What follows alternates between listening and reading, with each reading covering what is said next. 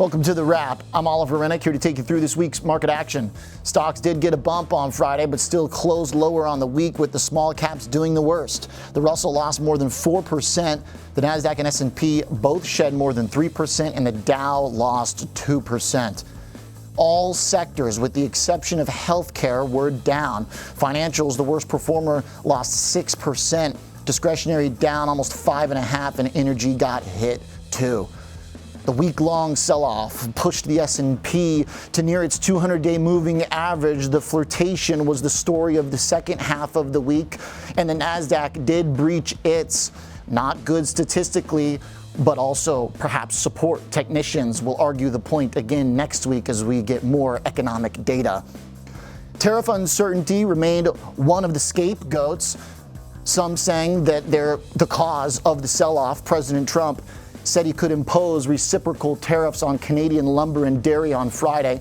That comes after the president confirmed the U.S. would pause tariffs on goods compliant under the USMCA agreement just the day prior.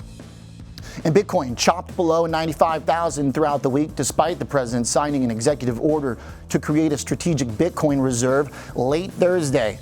It will be funded by coins seized in criminal or civic proceedings. The executive order says, quote, "Our nation must harness, not limit, the power of digital assets for our prosperity," end quote. Nothing about buying Bitcoin just yet. And Broadcom was an earnings highlight. The company reported a strong number in spite of market weakness, and the shares were rewarded for it. The chip company posted nearly $15 billion in revenue, and AI sales grew 77% in the quarter.